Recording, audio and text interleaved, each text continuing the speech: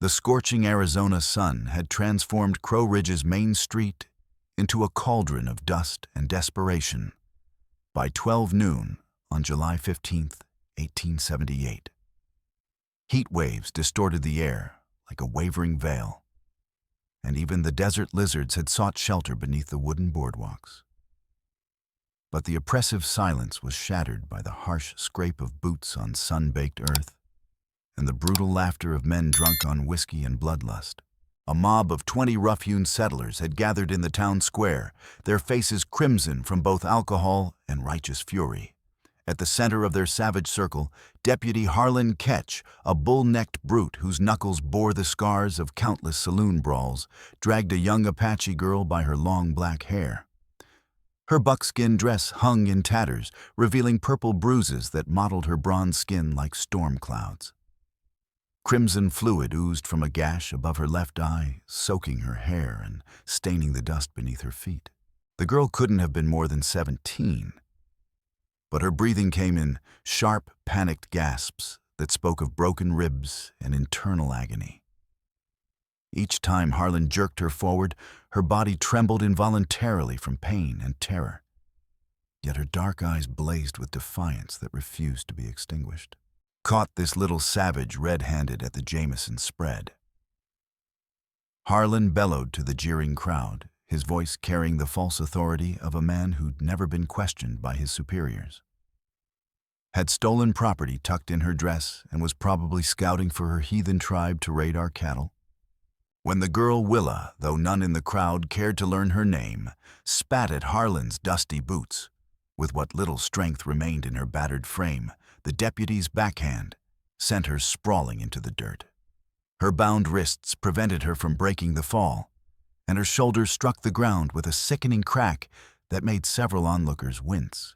At the edge of this brutal spectacle sat Jacob Boone, 32 years old, and confined to a makeshift wooden wheelchair he'd constructed from salvaged barn timber and iron wheels scavenged from a broken freight wagon. The townspeople had grown accustomed to pretending he didn't exist to them. He was little more than furniture.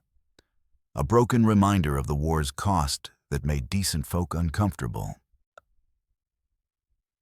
"Look at the gimp just sitting there like it's some kind of entertainment," sneered Pete Dawson, a failed prospector, whose breath reeked of rot-gut whiskey and shattered dreams. "Should put him out of his misery along with the redskin," added Tom Mitchell, spitting a stream of tobacco juice that splattered near Jacob's wheels. Two worthless mouths we'd be rid of. Jacob's calloused hands gripped the arms of his chair until his knuckles went white as bone. The mocking voices triggered memories he'd spent 16 years trying to bury, April 7, 1862, at Pittsburgh Landing. The sharp crack of rifles echoing through the pre-dawn mist. His friend Tommy Sullivan, barely 19 years old, standing blindfolded before a firing squad assembled by Colonel Morrison to cover his own tactical blunders. He was executed at dawn blindfold on for questioning orders that would have gotten our entire unit slaughtered. Jacob had told himself 1,000 times since. "I was too sick with dysentery to even stand, too weak to speak up for an innocent boy whose only crime was thinking for himself." The acrid smell of gunpowder and the metallic taste of guilt from that morning still haunted Jacob's nightmares.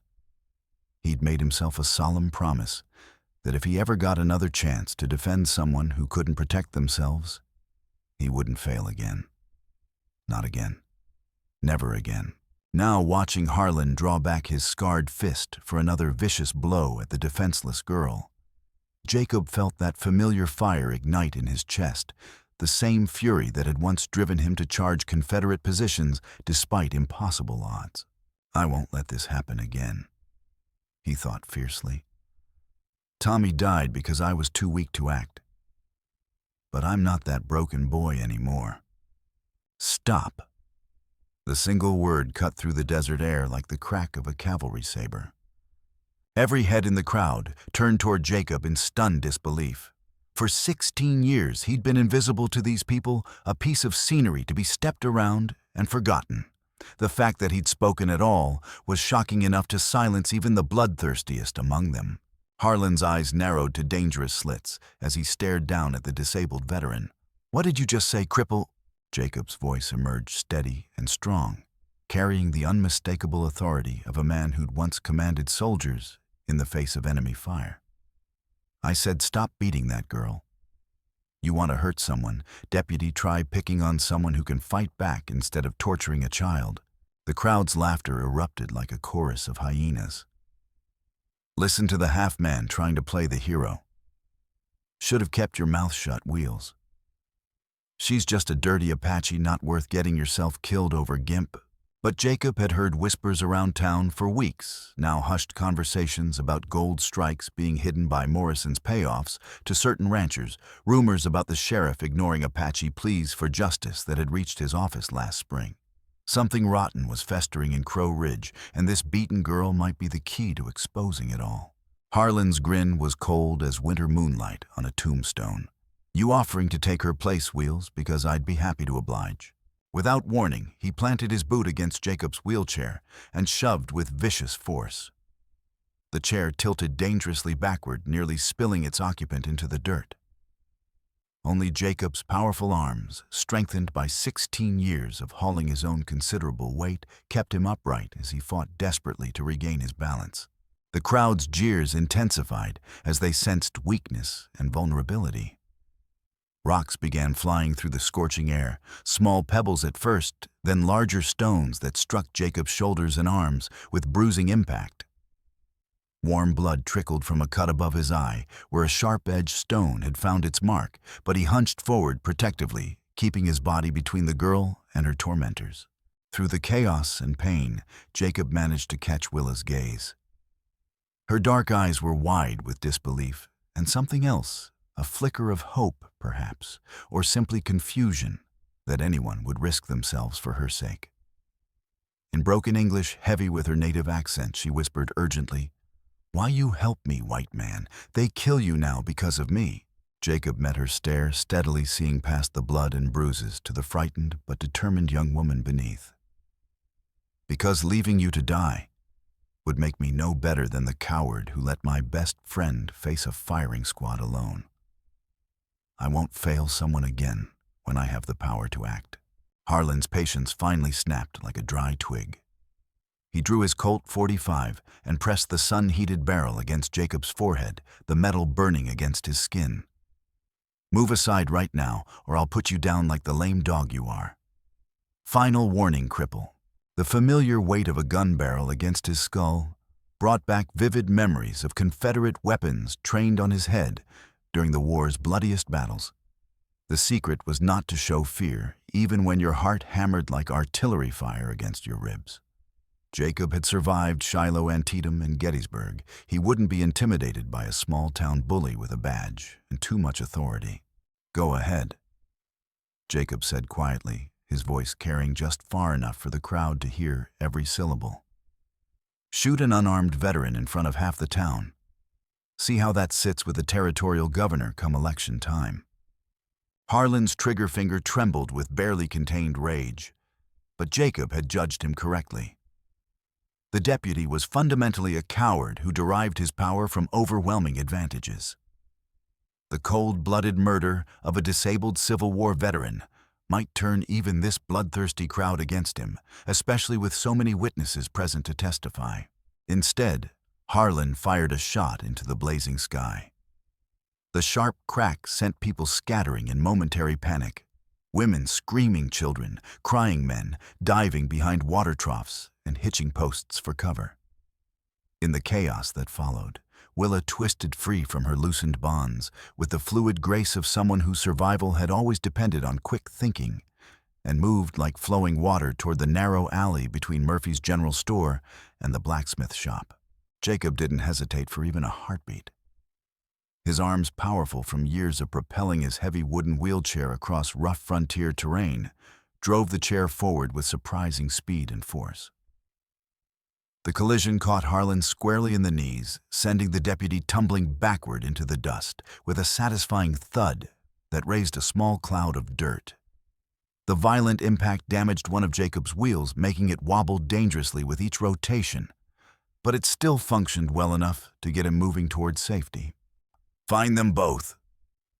Harlan roared as he scrambled to his feet, his pride bruised far worse than his body. "I want them alive for trial assault on a peace officer and aiding a dangerous fugitive." The impromptu posse spread out through Crow Ridge's sun-baked streets like a pack of hunting wolves following a blood trail. Their boots pounded against the hard-packed earth as they checked doorways, peered into shadowy windows, and overturned anything large enough to conceal a person. Jacob maneuvered his damaged wheelchair toward the livery stable at the end of the alley, following the path Willa had taken while trying to ignore the jarring vibrations that shot up his arms each time the broken rim caught and scraped against the metal axle. The stable's interior offered blessed relief from the blazing street outside, filled with the familiar scents of hay leather and horses.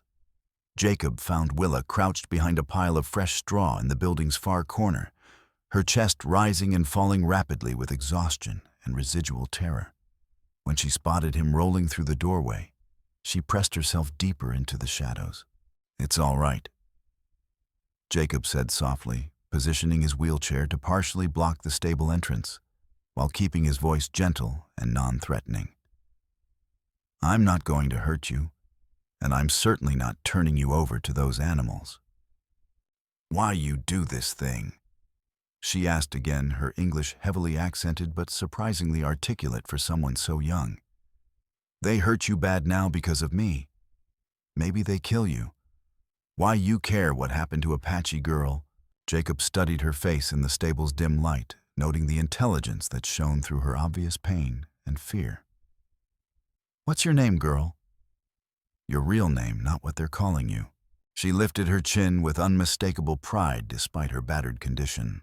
"I am Willa, daughter of Chief Running Bear of the Chiricahua Apache people. Willa."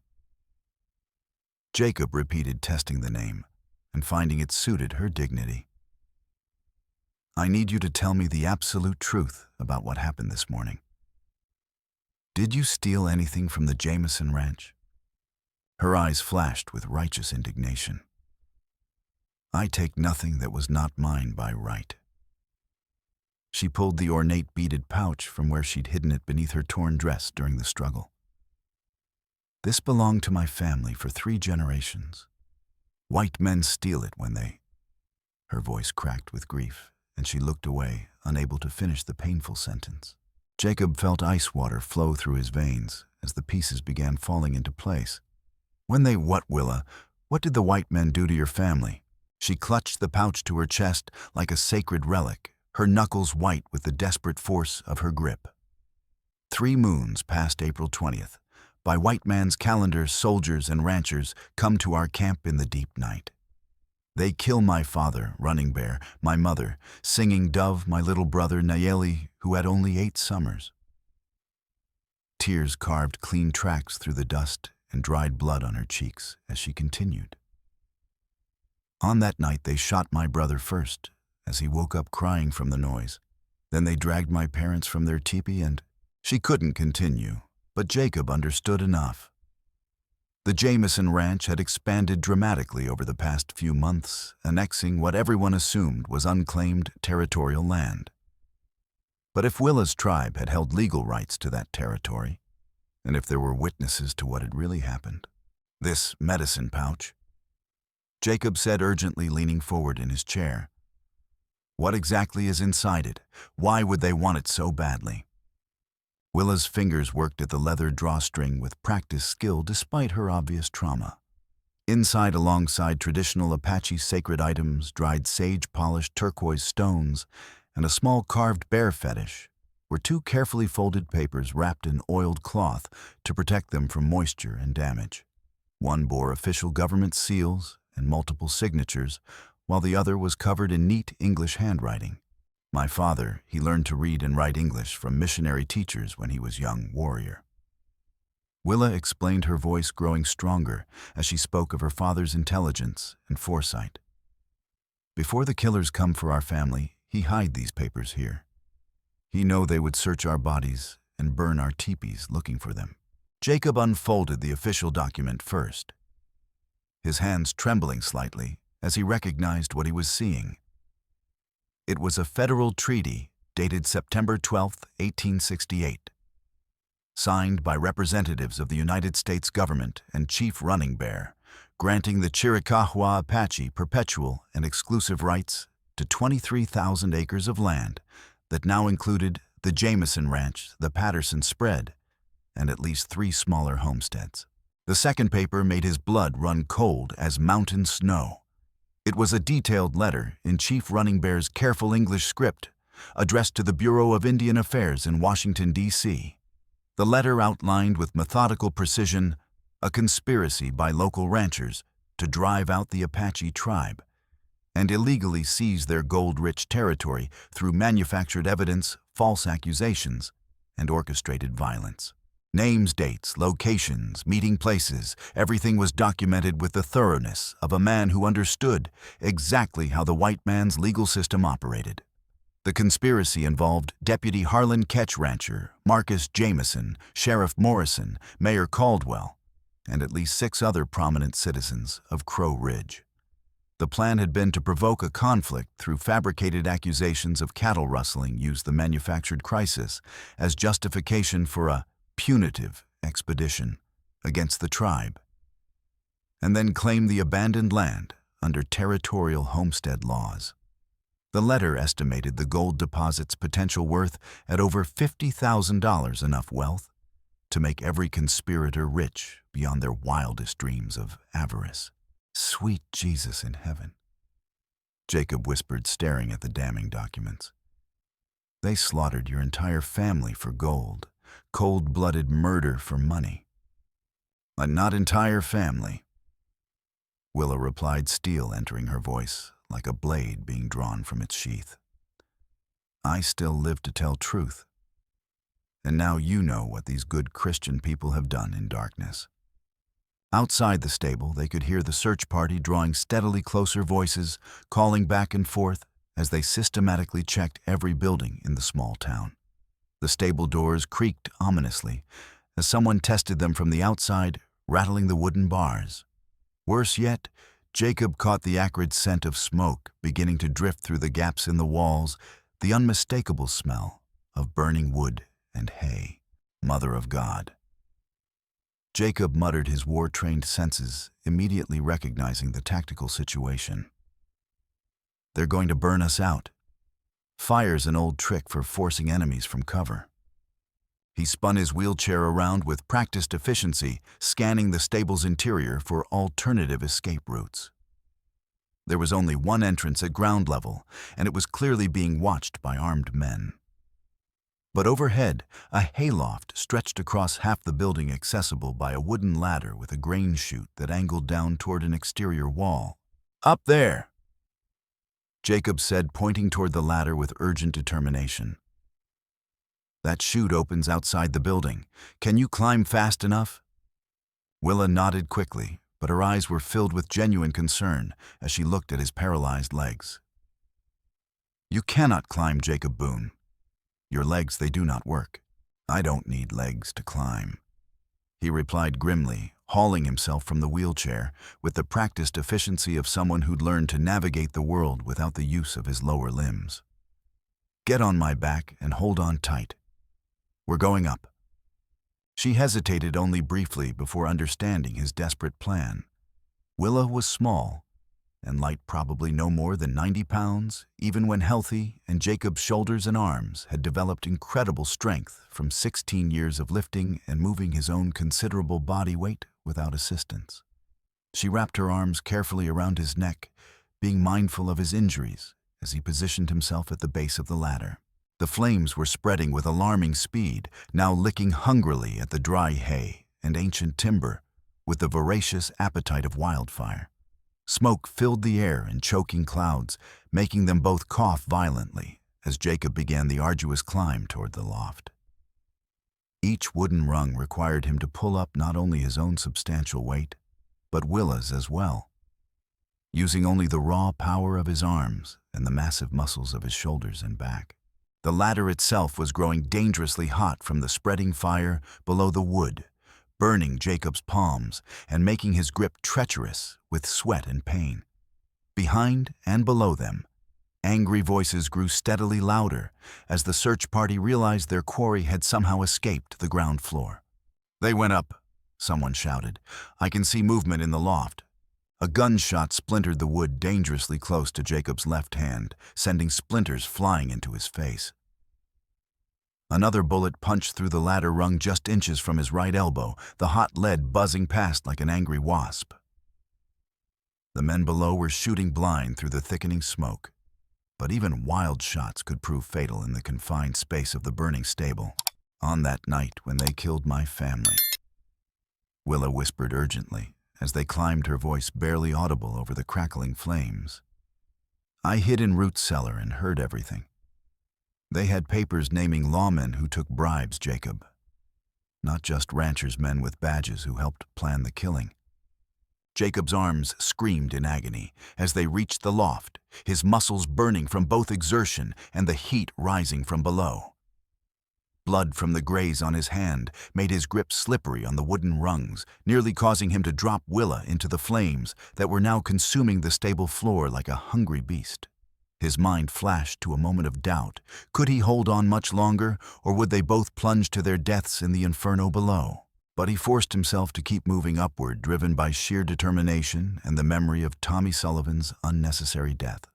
The grain chute was barely wide enough for two people, and angled steeply down toward the exterior wall like a wooden slide designed to move grain from the loft to waiting wagons outside. Below them, the stable floor was now completely engulfed in orange flames that leapt toward the ceiling like grasping fingers. The heat rose in waves that made the air shimmer and dance like water, and Jacob could feel his hair beginning to singe from the intense temperature. Without hesitation or time for second thoughts, Jacob rolled into the narrow chute with Willa still clinging desperately to his back. They tumbled down the wooden slide in a tangle of limbs and terror gathering speed as gravity took control.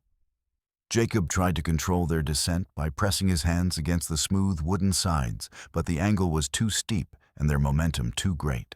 They burst from the chute's exit and hit the hard ground behind the stable with bone-jarring force.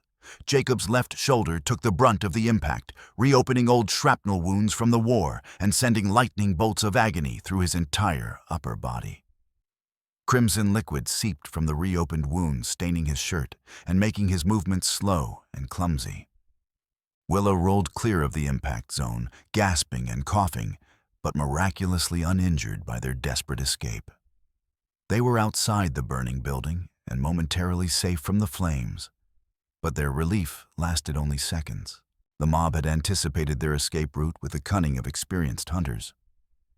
20 men with rifles and pistols stood in a rough semicircle around the stable's rear exit, their weapons trained on the fugitives with deadly intent. Deputy Harlan stood at their head with murder gleaming in his cold eyes and a fresh revolver in his scarred hand. "End of the line, cripple." Harlan snarled with vicious satisfaction, raising his weapon with deliberate slowness to savor the moment. "You and your red-skinned friend are going to pay dearly for every bit of trouble you've caused today." But Jacob wasn't finished fighting. His hand found the Army Colt revolver he'd managed to keep throughout their harrowing escape, his old service weapon with 6 shots remaining in the cylinder, each one a potential lifeline in this desperate situation. 20 armed enemies against a disabled veteran and a teenage girl. The mathematics of survival had never looked bleaker. But Jacob had learned during the war that sometimes the impossible was just another word for what needed to be done. The abandoned horse corral stood 30 feet to their right, its gate held shut with a simple rope latch that had grown slack with age and weather. Behind the weathered wooden fence, 5 wild mustangs pawed the ground nervously with iron-shod hooves, their eyes rolling white with terror at the smoke and flames. The horses had been captured recently from the open range and were still largely untamed, their instincts screaming at them to flee the fire and chaos. Jacob had one chance, one carefully aimed shot that would have to count for far more than simply killing a single enemy. He steadied his aim despite the pain in his wounded shoulder and squeezed the trigger with the precision of a marksman who'd learned his trade in the crucible of war. The bullet severed the thick rope cleanly, and the corral gate swung open with a loud crack that echoed across the desert air. The terrified Mustangs exploded from their wooden prison like cannonballs fired from artillery pieces, their hooves thundering against the packed earth as they stampeded directly toward the armed mob. 1,500 pounds of panicked horseflesh per animal charged through the ranks of would-be killers, sending men diving in all directions to avoid being trampled. Some threw themselves behind water troughs and building corners, others simply ran for their lives as the wild horses thundered past in their desperate flight toward open country. In the chaos and confusion that followed, Jacob launched himself from his sitting position despite his injuries and tackled Harlan around the waist. His considerable upper body strength, developed through years of necessity, allowed him to drag the larger man to the ground in a wrestling match that would determine both their fates. Harlan was bigger, stronger, and had the advantage of working legs, but Jacob fought with the desperate fury of a man who'd already lost everything once in his life and absolutely refused to lose again. They rolled in the dust and dirt, trading vicious punches and clawing for weapons like animals fighting for survival. The deputy's fist caught Jacob in the ribs with an audible crack, likely breaking bone and sending waves of agony through his torso. Jacob responded by driving his elbow into Harlan's throat with precise force, temporarily cutting off the man's air supply and buying himself a few seconds of advantage. They grappled desperately for Harlan's fallen pistol, the weapon spinning away into the dust as both men fought for their lives with increasing desperation. Jacob's damaged shoulder screamed in protest with every movement, but he ignored the pain and focused on survival. "You should have minded your own damn business, cripple." Harlan gasped between exchanged blows, his thick fingers finding Jacob's throat and beginning to squeeze with murderous intent. "Now you'll die right here alongside your savage whore, and nobody will ever know the truth." Jacob's vision began to gray at the edges as Harlan's grip tightened around his windpipe, cutting off both air and blood flow to his brain. But his groping hand found a loose stone the size of his fist, and he brought it down hard against the deputy's left temple with every ounce of strength remaining in his battered body. The impact stunned Harlan enough to loosen his death grip, allowing Jacob to break free and gasp for air. Both men scrambled desperately across the dirt for the fallen pistol, their movements clumsy with exhaustion and pain. Harlan reached the weapon first, his finger already tightening on the trigger as he brought it to bear on Jacob's chest. But just as he fired, Jacob slammed his good shoulder into the deputy's gun arm, deflecting his aim. The bullet tore through Jacob's right shoulder instead of his heart spraying blood and fabric, but leaving him alive and conscious. Through the red haze of pain and approaching shock, Jacob heard Willa's voice cry out in Apache words of power and defiance that needed no translation to convey their meaning. She had retrieved one of the scattered weapons during the melee and stood over both men with the gun trained steadily on Harlan's chest, her hands remarkably steady, despite her obvious terror and emotional trauma. "Now you kill my father, Running Bear," she said in careful English, her voice growing stronger with each word despite the tears streaming down her face. "You kill my mother, Singing Dove, who sang to birds every morning. You kill my little brother Nayeli, who carved toys from wood and never hurt nobody in his whole life." She reached down and yanked the beaded pouch from Harlan's belt where he'd kept it as a trophy of his crimes. "You steal our sacred land, burn our homes, take everything we have for yellow metal in streams. But you not kill all of us. Now everyone know the truth of what you done." The remaining members of the mob had regrouped after the horse stampede, but they hesitated at the sight of the Apache girl holding a loaded weapon and the bloody deputy sprawled on the ground. The fire was spreading to other buildings, now sending columns of black smoke into the desert sky, and the entire situation was spiraling completely beyond anyone's control. The thunder of approaching horses cut through the chaos like cavalry arriving on a battlefield. Sheriff Morrison rode hard into the town square with 4 of his best deputies, drawn by the smoke and gunfire that could be seen and heard for miles across the open desert. He was a lean, weathered man in his 50s, who'd managed to maintain relative peace in Crow Ridge through a careful balance of selective law enforcement and strategic blindness to certain profitable crimes. Morrison dismounted quickly and took in the scene with the practiced eye of a career lawman, the burning buildings sending smoke signals across the territory, and the scattered mob nursing injuries from horse hooves, Deputy Harlan bleeding in the dirt, and an Apache girl holding a gun while a wounded veteran clutched his shattered shoulder.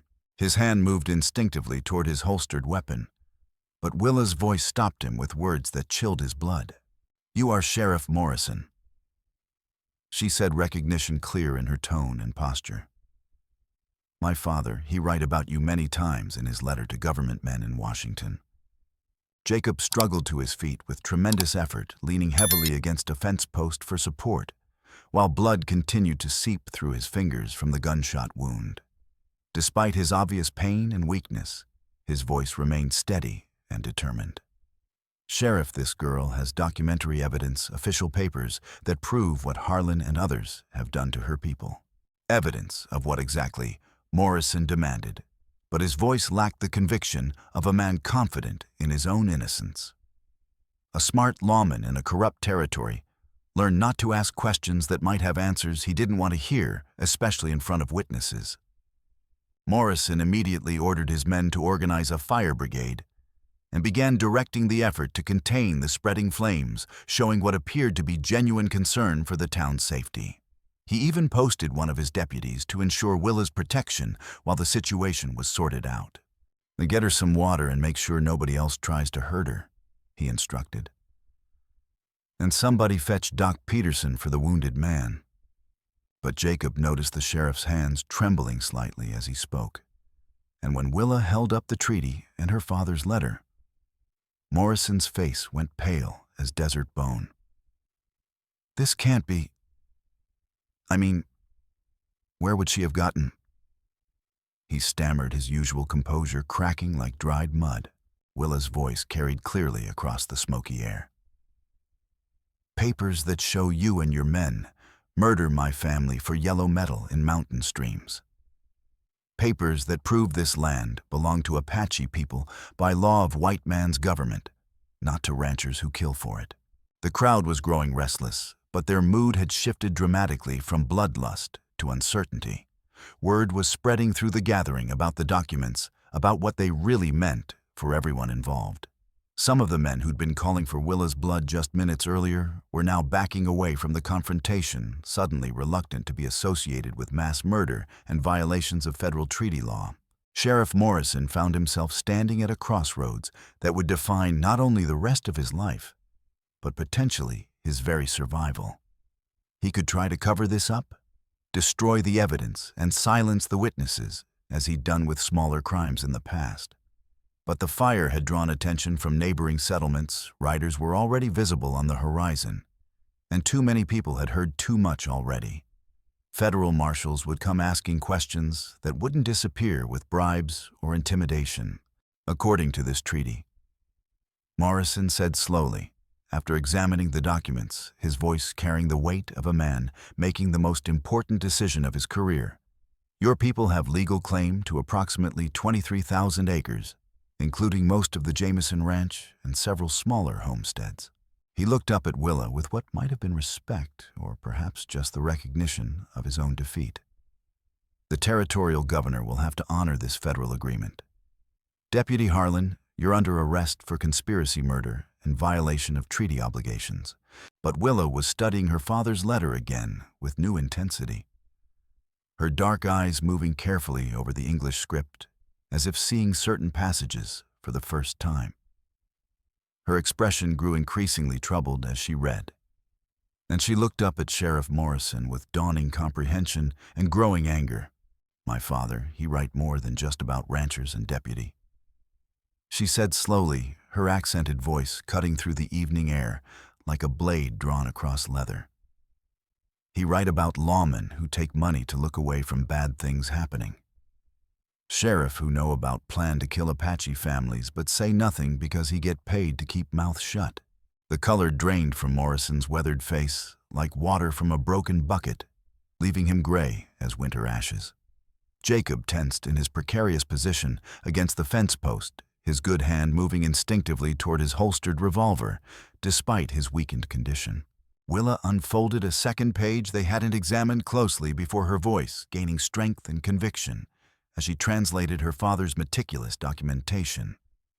He write that Sheriff Morrison meet with ranchers in secret place behind saloon. He write exact dates: March 15th, when you get $500, March 22nd, when you get 300 more, April 3rd, when you promise to make Apache people disappear, so mining can start with no trouble from territorial government. Morrison's hand dropped toward his gun, but Jacob's Colt was already clear of its holster despite his wounded arm, the barrel trained steadily on the sheriff's chest with the unwavering aim of a veteran marksman. He write that you tell Deputy Harlan exactly how to make killings look like punishment for cattle stealing, not murder for gold mining. Willa continued relentlessly, her father's words condemning the corrupt lawman with documentary precision. He write that you promised to delay any investigation to tell Territorial Marshal that Apache people just disappear into desert like they sometimes do. Don't even think about drawing that weapon, Morrison, Jacob said quietly, his voice deadly calm despite the pain and blood loss. Too many people know the truth now. You've got nowhere to run, and federal marshals don't take kindly to corrupt sheriffs who conspire in mass murder. Morrison's shoulders sagged under the crushing weight of his exposed corruption, and the realization that 16 years of carefully balanced criminality had finally caught up with him. He'd spent more than 2 decades as a peace officer, walking the delicate line between law and lawlessness that defined frontier justice in the territories. Small bribes to look the other way, when cowboys got too drunk and shot up the town payments to delay investigations into questionable mining claims. Fees for unofficial arbitration of boundary disputes between ranchers. It had all seemed harmless enough. Just the cost of doing business in a place where official law was spread thin, and local solutions were often more practical than territorial bureaucracy. But somewhere along the way, small corruptions had metastasized into complicity in wholesale slaughter, and now the full weight of his crimes was crushing down on him like a collapsed mine shaft. I never wanted anyone to die, Morrison said weakly, his voice barely above a whisper carried on the desert wind. I just wanted to keep the peace, avoid federal attention that would bring investigators and bureaucrats. The money was just compensation for the extra complications and difficulties. Like you wanted easy money. Willa corrected him with flat, unforgiving condemnation. And you let my entire family die for it. My father write that you know about plan for weeks before attack came. You could have warned us, could have stopped the killings, could have arrested the men who planned murder. Instead, you helped them by doing nothing when action could have saved lives. In the end, Morrison joined Harlan and 6 other conspirators in the territorial jail awaiting transport to the federal courthouse in Tucson, where justice moved slowly but inevitably toward its final conclusion. The story spread throughout Arizona territory like wildfire in dry grass, carried by telegraph wires and traveling merchants to every settlement and mining camp between California and New Mexico. Newspapers as far away as San Francisco and Denver picked up the account, turning Jacob and Willa into unlikely symbols of justice prevailing over corruption and greed. Editorial writers praised the courage of the disabled veteran who'd stood up to a murderous conspiracy, while others highlighted the intelligence and determination of the Apache girl, who preserved the evidence that brought down an entire network of criminals. The territorial marshal arrived a week later with a full military escort to take custody of the prisoners and begin the complex legal process of returning stolen land to its rightful owners. The investigation that followed revealed corruption reaching far beyond Crow Ridge, ultimately resulting in the removal of 3 territorial officials and the complete reorganization of law enforcement throughout southern Arizona. The trial, when it finally took place in Tucson 6 months later, drew spectators from across the territory and beyond. Jacob testified for 2 full days, his powerful voice carrying clearly throughout the packed courtroom as he described the conspiracy and the evidence that had exposed it.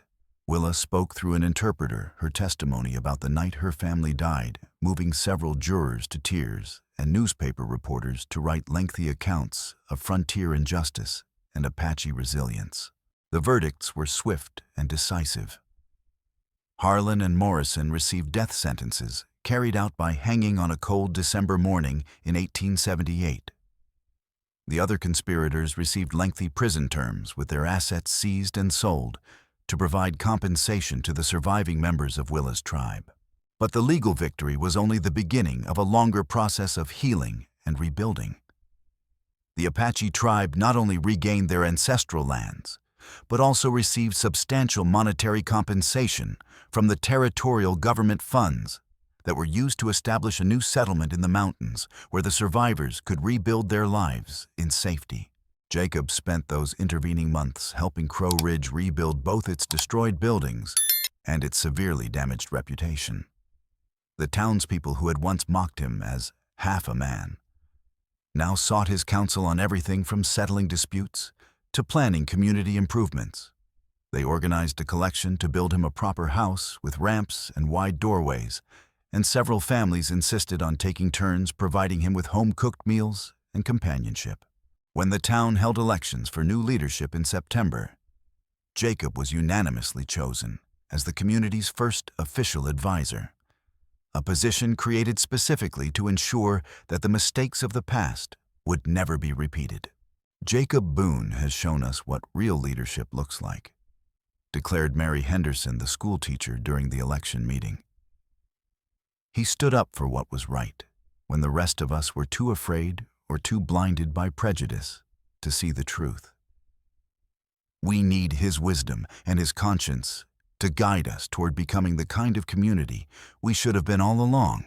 On a crisp autumn morning in October, Jacob sat on the porch of his new home, whittling a wooden horse for the minister's youngest son, when he spotted a familiar figure riding down the town's main street. Willa sat straight and proud on a painted pony, her hair braided with colorful ribbons and her buckskin dress adorned with intricate beadwork that spoke of renewed prosperity and cultural pride. "Jacob Boone," she called out as she dismounted with fluid grace that reminded him of flowing water. "I come to thank you one final time before winter snows close the mountain passes and make travel dangerous." He set aside his carving and looked up at her with genuine pleasure, noting how much she'd changed in the months since their desperate fight for survival. The fear was gone from her eyes, replaced by confidence and something that might have been contentment. "You don't need to thank me anymore, Willa," he replied with a smile that reached his eyes for the first time in years. "We both did what needed to be done when it mattered most. That's enough for anyone. My people, they have special word for what you did that day in the town square," she said, switching briefly to Apache before providing the translation. "It means one who stands firm when others fall down. They say you are welcome at our fires anytime, Jacob Boone, for as long as you live." She reached into a beautifully crafted beaded pouch, not the same one that had held the crucial documents, but a new one made in celebration of their victory, and withdrew a small carved figure. It was a bear similar to the one from her father's medicine bundle. But this one depicted the animal standing upright on its hind legs in a posture of strength and defiance against all enemies. "My grandmother, she carved this especially for you," Willa explained, pressing the smooth figure into Jacob's calloused palm.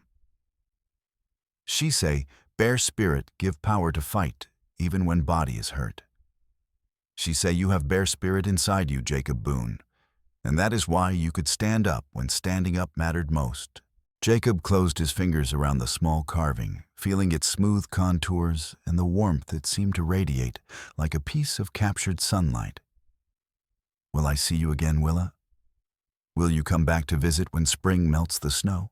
Her smile was radiant as desert sunrise breaking over mountain peaks. "When warm weather comes and passes are clear again, I bring my cousin's children to visit. I teach them about brave white man who risk everything for Apache girl he never meet before that day." Her expression grew more thoughtful and serious. I teach them that courage come in many different forms, that real strength live in heart and spirit, not in body that walk or run fast. As she prepared to mount her pony for the return journey to her mountain home, Willa paused and looked back at Jacob with eyes that sparkled with mischief and shared secrets. "You know, there was one thing my father's papers never mention in all their careful writing," she said with a grin that transformed her entire face. "What's that?" Jacob asked, genuinely curious. "Secret places in high mountains where biggest gold deposits hide from white man's eyes," she replied, her voice dropping to a conspiratorial whisper. "Places only Apache people know, where streams run yellow with metal and rocks shine like pieces of captured sun. Maybe someday when you get tired of this dusty town and want to see real treasure, you come visit, and I show you wonders that make ranchers' stolen gold look like a handful of sand." Jacob found himself laughing with genuine joy, truly laughing for the first time since before the war had taken his legs and his innocence. "Maybe I'll take you up on that offer someday, Willa. Maybe I will." "I hope you do, Jacob Boone," she said as she swung gracefully onto her pony's back. "I hope you remember that some promises are made to be kept, and some friendships are meant to last for many years." As Willa rode out of Crow Ridge toward her ancestral mountains, Jacob remained on his porch long after she disappeared from view. The carved bear felt warm and solid in his hand, a tangible reminder that courage came in many forms, and that sometimes the greatest victories were won not through violence or strength, but through the simple willingness to stand up for what was right when everyone else chose to look away.